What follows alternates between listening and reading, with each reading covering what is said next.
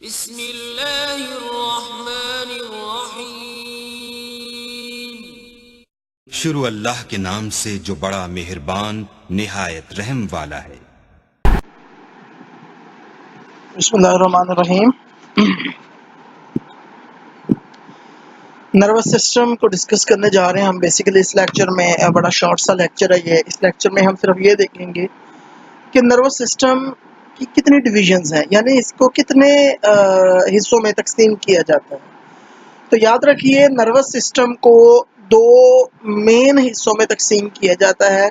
ایک کو central nervous system کہتے ہیں اور ایک کو پیریفرل نروس سسٹم کہتے ہیں۔ اگین میں دوبارہ بتاتا ہوں آپ کو، نروس سسٹم کو دو میجر حصوں میں ڈیوائیڈ کیا جاتا ہے۔ پہلا حصہ سینٹرل نروس سسٹم کہلاتا ہے، جبکہ دوسرا حصہ پیریفرل نروس سسٹم کہلاتا ہے۔ سینٹرل نروس سسٹم کو فردر دو حصوں میں ڈیوائیڈ کیا جاتا ہے۔ پہلے حصے کو برین اور دوسرے حصے کو اسپائنل کارڈ کہتے ہیں، جبکہ اسی طرح پیریفرل نروس سسٹم کو بھی دو حصوں میں تقسیم کیا جاتا ہے۔ پہلے حصے کو سومیٹک نروس سسٹم، دوسرے کو آٹونومک نروس سسٹم کہتے ہیں۔ اسی طرح لاسٹ پر آٹونومک نروس سسٹم کو بھی دو حصوں میں تقسیم کیا جاتا ہے۔ ایک کو پیراسمپیتھیٹک نروس سسٹم کہتے ہیں اور دوسرے کو سمپیتھیٹک نروس سسٹم کہتے ہیں۔